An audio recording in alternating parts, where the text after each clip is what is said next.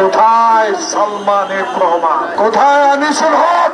আপনি এখন জেলে, আর খালেদা জিয়া মুক্ত আকাশে।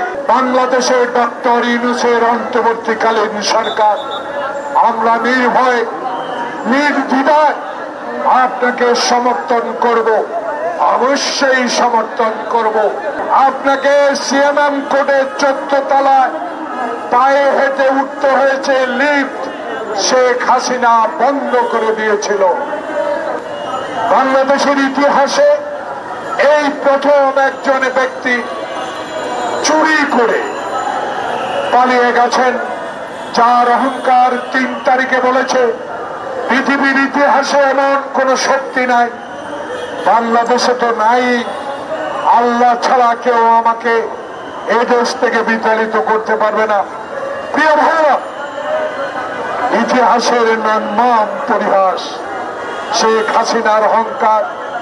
বৈষম্য বিরোধী ছাত্র আন্দোলনের আবু সাইদ মুগ্ধের রক্তের বিনিময়ে যে আন্দোলন ঢাকার বুকে হয়েছে, সে আন্দোলনের মুখে আপনাকে চুরি করে পালিয়ে যেতে বাধ্য করেছে।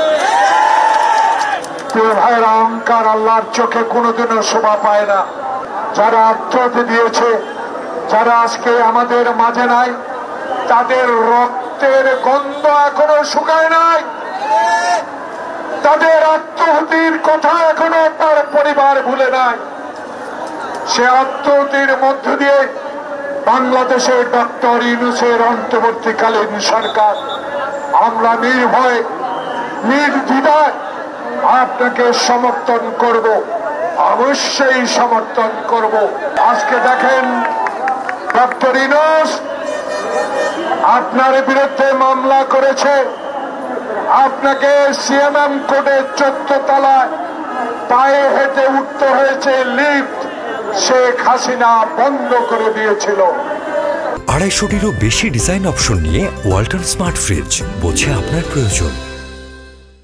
আল্লাহর কি রহমত, আল্লাহর কি কুদরত, যে এসেছে, যে গাড়িতে আপনি চলতেন 4 ঘন্টা আগে রাস্তা বন্ধ করে দিলেন, সেই ডক্টর ইউনূস আজ সেই গাড়ি, সে এসেছে, সেই প্রেসিডেন্টের গার্ড রেজিমেন্ট আজকে ডক্টর ইউনূস সিগনালে বসে থাকে, আর তার লিফট বন্ধ করে দিয়ে আপনি তাকে অপমান করেছেন। তার অপমানের প্রতিবাদ উনি প্রতিশোধ না নিয়ে প্রতিবাদ করছেন সিগনালে দাঁড়িয়ে থেকে। যখন ট্রাফিক সিগনাল দিবে তখনই উনি যাবে। এ ভাইরা, এই কথা বলার অর্থ এই, কোথায় সালমান এফ রহমান, কোথায় আনিসুল হক? মুখ ভেঙে কথা বলতেন, খালেদা জিয়াকে ছাড়া যাবে না।